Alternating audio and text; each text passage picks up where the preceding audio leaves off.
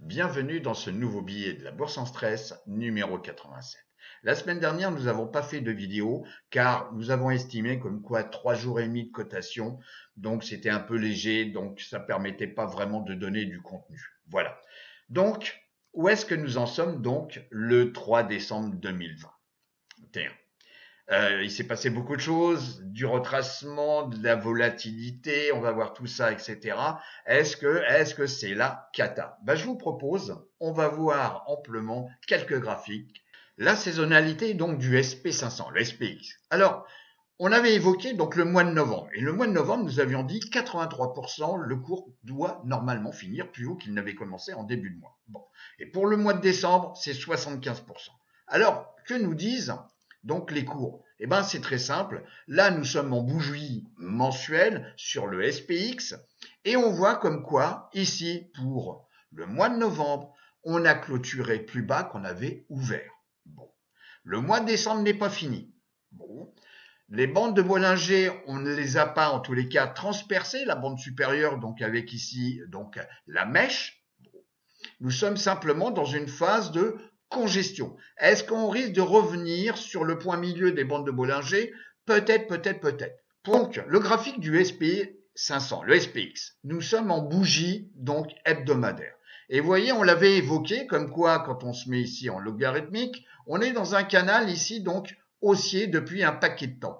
Mais pour l'instant, le canal supérieur, enfin en tous les cas, la bande supérieure du canal, on ne l'a pas réellement avec conviction dépassé. On est dans une phase de congestion et avec du retracement.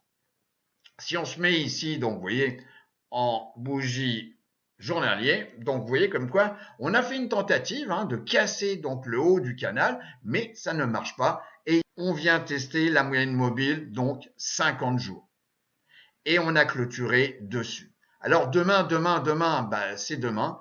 Donc pour l'instant, il faut faire attention. On risque d'avoir peut-être une tendance à revenir ici tester donc les 4200, on va dire les 4300. Peut-être, ça correspond également donc à la moyenne mobile ici, 200 jours.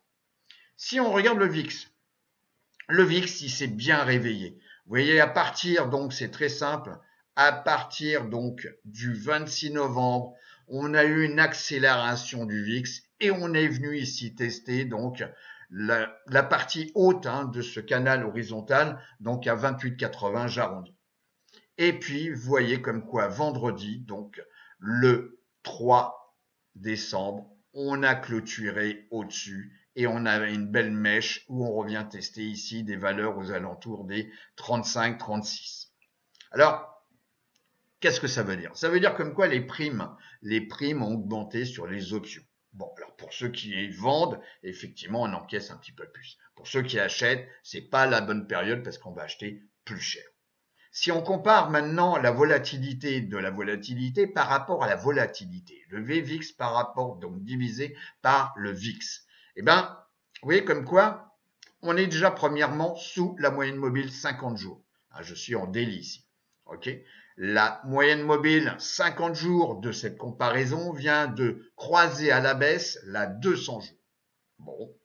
Et on est revenu ici, donc le 26 novembre, tester cette zone donc à 4,70, j'arrondis. Et on est toujours en dessous de la moyenne mobile 10 jours, mon petit fil conducteur.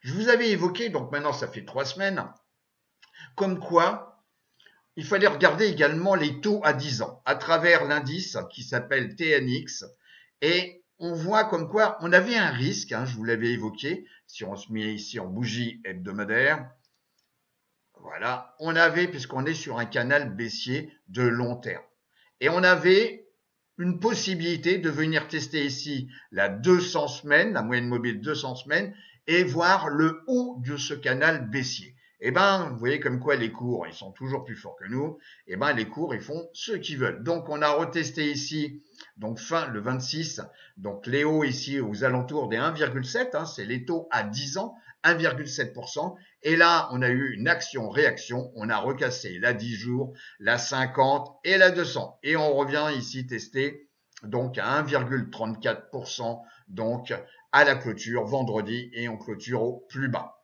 Bon. J'avais évoqué également l'or. L'or, ici, on voit donc en bougie mensuelle. Je vous avais parlé comme quoi on avait la formation d'une tasse, il n'y a pas de hanse, mais d'une tasse, donc en bougie mensuelle, donc c'est vraiment sur du long terme, et on avait tendance donc à tester ici, aux alentours des 166, une zone de support, parce qu'on est au-dessus, donc c'est une zone de support. Si je regarde maintenant en daily, eh ben, vous voyez que cette zone de support à 165,28, elle tient bien. Donc pour l'instant, on a un retracement de l'or, hein, puisqu'on est parti d'ici à donc à 174,60, j'arrondis, et on revient tester donc la zone des 165. Donc on a perdu 10 $. Est-ce que demain, ça va être un autre jour? Peut-être. Peut-être qu'on va recasser à la hausse la moyenne mobile 50 qu'on voit ici. La 200, elle est légèrement au-dessus. Et on a la 10 jours, donc la 10 jours qui est, croisant vers le bas la 200 et la 50. Mais cette zone de support tient bien. Quelque chose également de très très important qu'on remet maintenant devant, hein, c'est donc ce qu'on appelle l'equity put-call ratio. C'est entre donc les acheteurs de put et les acheteurs de call. En fonction de la tendance du marché, on va acheter des puts pour protéger son portefeuille parce qu'on a un stop qui est garanti contractuellement. Et là, on voit comme quoi, depuis 2 jours, le 2 et le 3, on est passé ici, vous voyez, d'une zone relativement faible à 0,42. Donc, il y avait plus d'acheteurs, entre guillemets, de call. Et là, alors là, ça s'est complètement inversé. On a clôturé vendredi 2 décembre avec un ratio de 0,74. La ventilation du nombre de sociétés ayant leur cours au-dessus de la moyenne mobile 50 jours. Et on voit comme quoi, ici, on a approché au-dessus, on était au-dessus donc des 75%, vous voyez, il n'y a pas très très longtemps, hein, c'était la mi-novembre. Et puis, patatrac, on est revenu jusqu'à 30%, donc 30% des sociétés qui sont au-dessus de leur moyenne mobile 50. Ça fait une sacrée baisse. Et là, donc, entre le 2 et le 3, vous voyez, on a clôturé donc vendredi avec une 41% des sociétés, allez, j'arrondis 41,50 de sociétés ayant leur cours au-dessus de la moyenne mobile 50 jours. Donc là, pour l'instant, si vous voulez, ça fait pas 50-50. Hein. Et ici, on voit la moyenne mobile donc de cet indicateur, 200 jours. Ici, la moyenne mobile 50 et qui est en dessous. Alors demain est un nouveau jour, mais ça fait partie quand même des choses à suivre de près. Les 4 indices, donc, vous voyez, sur 6 mois, on a uniquement pour l'instant que IWM, donc le Russell 2000, qui est négatif sur 6 mois, et on a pratiquement moins 5%, bon, sur 6 mois. Concernant donc Dow Jones, vous voyez, bon, on est pratiquement à 1%, 9% pour le SP500, et ici, donc, 16%, plus de 16% pour le QQ. Si on regarde maintenant sur 3 mois, sur 3 mois, alors là, c'est half-half. Donc, on en a 2 qui sont positifs et 2 négatifs. Donc, avec le même niveau, hein, donc vous voyez, sur 2 et 6 mois, on a à peu près le même niveau pour le Russell 2000. Si on regarde le QQ, donc le Nasdaq 100, on voit comme quoi vendredi, nous avons clôturé le cours a clôturé sur la moyenne mobile 50. On a une petite mèche. Est-ce que on va rebondir sur la moyenne mobile 50 jours? Ce seront les jours prochains qui vont me le dire. La tendance de fond, elle est bonne. On a toujours cette ligne de tendance haussière. On est au-dessus de la moyenne mobile 200 et elle est haussière. Mais pour l'instant, est-ce que c'est simplement une petite correction? Peut-être, peut-être, peut-être. Si maintenant, je regarde donc, ce qui est relativement important, l'indice sur les FANG. On a réintégré donc le rectangle de congestion. On l'avait quitté, vous voyez ici, donc le 19 octobre. On était au-dessus de la moyenne mobile 10 jours, le petit fil conducteur, et puis on a fini par le casser et on a testé ici la 50 et on réintègre donc ce rectangle de congestion et on est au-dessus de la moyenne mobile 200 jours qui elle-même devient légèrement flat. Ok, il faut attendre bien entendu, mais elle devient légèrement flat. Si maintenant on regarde, on va dire la ventilation en fonction de la capitalisation, donc sur un mois, on voit que bah, ici dans l'ordre décroissant, on a un retracement de 3% donc, sur toutes les sociétés méga. Donc les mégas, je vous rappelle, c'est les capitalisations au-dessus de 200 milliards de dollars. On a les larges qui vont de 10 milliards jusqu'à 200. Donc on a un retracement sur un mois de plus de 5%. Sur les middle c'est 2 milliards, 10 milliards, on a un retracement de 9,85. Bon, ici vous l'avez donc sur 3 mois. Donc on voit comme quoi sur 3 mois, quelle que soit la capitalisation, on a un résultat qui est négatif sur 3 mois. Donc c'est pour ça que cette fin d'année, on va voir ce qui s'y passe. Il ne faut pas s'alarmer. On a vu que l'inflation, en tous les cas, on a vu que le taux d'intérêt sur 10 ans a eu tendance à baisser. Il faudrait regarder également le pétrole qui a tendance aussi à baisser. Est-ce que c'est de bon augure pour l'économie? Peut-être. Mais en tous les cas, pour l'instant, c'est juste une analyse ce qui s'est passé sur le mois de novembre et le mois de décembre. Et si on regarde la performance, donc vous voyez, sur 6 mois, il n'y en a qu'un seul qui est positif. Et ça m'étonne pas, c'est toutes les grosses capitalisations au-dessus de 200 milliards. Les secteurs sur 6 mois, on voit comme quoi ils sont pratiquement tous positifs, sauf les industriels qui sont toujours associés avec les matériaux de base, ok, il y a juste un décalage temporel, et puis les services de télécommunication. En tête de peloton, on a toujours donc la technologie, et c'est pour ça que SMH est à suivre impérativement, ok, parce que si on regarde les cours, on vient ici, on regarde SMH, voilà.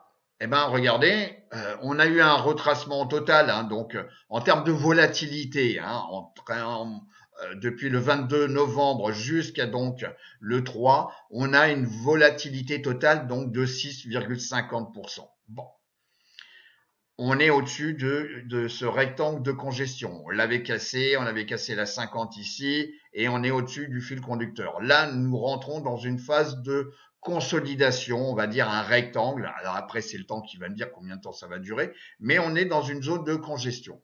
Alors, bien entendu, il faudra dépasser ici donc les cours. Donc ici, on va se décaler, voilà, pour voir. Au-dessus des 320, il faudra dépasser les 320 dollars pour avoir confirmation de la continuité de cette tendance. On revient sur les secteurs donc maintenant sur 3 mois. Et ben vous voyez comme quoi par rapport à la correction qu'il y a, on a beaucoup plus de secteurs qui sont négatifs. Regardez, le pire, c'est les services de télécommunication. On a la santé, on a les utilities, secteur refuge, très souvent. On a le real estate. Les financières, on va dire pratiquement c'est zéro, ok, de progression sur, donc ici, 3 mois. Ici, les staples, également le secteur refuge, et celui qui s'en sort bien, c'est, et pourtant il a en réalité encore plus haut, c'est l'énergie, c'est la technologie et tout ce qui est biens et services de consommation discretionary, ok, avec une progression de pratiquement 9%. Alors, si on regarde, bien entendu, on peut aller encore plus loin, si on regarde sur un mois, ben vous voyez comme quoi sur un mois, ils ont tous décroché. Ils ont tous décroché, sauf les utilities. Bon, ni pour ni contre, vous voyez, on a, allez, j'arrondis parce que 0,66, c'est vraiment pas, si vous voulez, important. On va dire 0. Et puis, bah, vous voyez, on a 1% pour la technologie. Bon, c'est pas BZF. Alors, on va revenir sur la présentation. Et là, on va voir donc, parce que vu ce qui s'est passé sur un mois, on va faire l'inverse. On va regarder tous les sous-secteurs qui ont sous-performé le plus sur un mois. Donc ici, vous avez, donc je vous en ai mis 25, j'ai été gentil, donc 25 sous-secteurs, et je vous rappelle qu'il y en a au total 144, donc 144 industries, hein, sous-secteur égale industrie, et là je vous ai mis les 25 plus mauvais, c'est-à-dire sur un mois, c'est-à-dire On voit le gambling. On en a déjà parlé. C'est les jeux d'argent. On a l'uranium. On en avait parlé. Ça avait monté, monté, monté. Et bien entendu, à chaque fois que ça monte fortement, ok, et ben à un moment donné, ça baisse également drastiquement. C'est comme ici, vous voyez, on a oil and gas drilling, et ben c'est pareil, une belle base sur un mois. Mais c'est normal. Ça monte bien, regardez, le coking coal, le charbon, pareil, le solar, on en avait parlé. Donc, moi, ce que je vous propose, c'est de vous mettre ça en tête, parce que ce qui se passe actuellement, c'est peut-être simplement d'une façon, on va dire, limitée dans le temps, et ce qui s'est cassé la gueule, ça vaut peut-être le coup d'y retourner, ok? Et on va voir ça après avec le gambling. Si maintenant, on fait l'inverse, je regarde les meilleurs sur un mois. Donc ici, un mois. Donc, on voit comme quoi c'est tout ce qui est construction résidentielle, c'est la première industrie donc sur un mois. On a également tout ce qui est donc vente, donc au détail de tout ce qui est bon pour l'amélioration de l'habitacle. On a les semi-conducteurs, je vous en parle, SMH, il faut le suivre. On a une bonne réaction sur un mois. Alors, je vous dis pas comme quoi la séance de vendredi, elle a été bonne. On a un retracement ici de 1,38. Mais on a vu SMH, ok? Sur la semaine, uniquement 0,33. Donc, disons 0. Mais donc, je reviens sur les pires sur un mois. Alors, on a le gambling. C'est un exemple, ok? Mais c'est un exemple aussi parce que ça peut être valable sur l'uranium. On en a besoin de l'uranium, ça, il n'y a pas de doute. On va développer de plus en plus des centrales nucléaires, ça c'est clair. Ça résout le problème du charbon, du pétrole et du gaz. Et etc. Le solar, pareil. Donc c'est pour ça il y a des choses à suivre. Je vous montre, donc on va regarder sur directement, vous voyez, sur Finviz. Finviz, ici on pourrait mettre le solar, eh ben j'ai mis le gambling, jeu d'argent, ok. Alors bien entendu, je n'ai pas fait un screening affûté, c'est-à-dire j'ai pas mis la capitalisation, j'ai pas mis les volumes moyens échangés par jour pour éviter de me retrouver avec une société où il y a 2 shares qui sont échangés tous les jours. Bien entendu, je vais pas y aller. Donc là, on retrouve des sociétés bien connues. Donc IGT, on en a déjà parlé. IGT, regardez la trombinette, voilà. On avait parlé à cette époque-là, où ici, donc on était dans un rectangle de congestion, et on l'avait cassé ici, donc le 11 mai. Et puis, boum. Alors bien entendu, dès le moment où on cassait la moyenne mobile 10 jours, il fallait prêter attention et peut-être se défausser donc de cet investissement et prendre ses profits, c'est ça. Et attendre effectivement peut-être un test de la moyenne mobile 50 qui a eu lieu et un test de la moyenne mobile 200. Et on voit comme quoi la moyenne mobile 200 jours sert bien comme suspension, comme support. Voilà. Alors est-ce qu'on va revenir tester la moyenne mobile? Je pense, les probabilités font comme quoi, vu la descente qu'on a vers les enfers, alors c'est pas les enfers, hein, on a juste, il suffit de mesurer là, voilà, on va voir ça directement, donc price range, et vous voyez, donc j'inclus la volatilité, et donc les pics, vous voyez, on a eu un redressement, donc un retracement de plus de 28%. Bon, alors peut-être utiliser la méthode que Michael vous propose, hein, retournement de tendance. Voilà, retournement de tendance. Eh ben, c'est peut-être ça aussi qu'il faut faire et prendre, en tous les cas, des positions. Bien entendu, il faudrait regarder le RSI, le MACD. Bon, moi, j'utilise le TSI, mais en tous les cas, c'est pour vous montrer la voie. Alors, IGT, peut-être à suivre. Si on regarde maintenant, vous voyez, cet indice, c'est l'indice donc dollar Dow Jones US CA, qui est l'indice, c'est un indice sur le gambling. Donc ici, on a une belle courbe, on voit comme quoi on est sous la 50, sous la 200, donc c'est un indice, ok. Et puis ici, vous avez le RSI, donc de cet indice, et ici le MACD. Alors MACD, et surtout là, donc le RSI nous indique comme quoi on était survendu. Alors peut-être qu'il faut attendre demain. Si on regarde maintenant la saisonnalité donc de cet indice, et on voit donc entre 2009 et 2020, on voit comme quoi déjà le mois de novembre, généralement c'est un bon mois. Bon, est-ce que ça a été un bon mois si on revient ici? Eh ben, on voit comme quoi, puisqu'il faudrait regarder donc sur novembre, vous voyez sur novembre, eh ben, on est en dehors des clous puisque sur l'indice, on n'est pas bon. On est plus bas, on a clôturé plus bas qu'on avait ouvert début novembre. Alors effectivement, les choses ne sont pas forcément faites pour être répétées chaque année, mais en tous les cas, si on revient ici, eh ben, les probabilités sont là. Et pour ce qui concerne le mois de décembre, eh ben, peut-être que on va finir plus haut sur l'indice qu'on avait commencé. Donc ça, c'est à suivre aussi. Et IGT, eh ben, il faut suivre donc la zone ici, donc de la moyenne mobile, donc 200 jours, aux alentours des 22,53. Voilà, et qui correspond à des zones donc support résistance qu'on a testé dans le temps passé. Petit retour sur notre YouTube. Alors, Michael avait fait un super article sur, en plus c'est d'actualité, sur la volatilité. Pour trouver cet article, donc vous allez dans communauté et vous cherchez débuter en bourse, la volatilité. Lisez cet article. On est dans un contexte de volatilité. Eh ben, on a toujours quelque chose à apprendre. Et n'hésitez pas, bien entendu, hein, il suffit de descendre, de liker, de mettre le pouce, bien connu, ok, et également d'appuyer sur la clochette pour avoir toutes les dernières vidéos ou simplement les articles que Michael met sur le YouTube.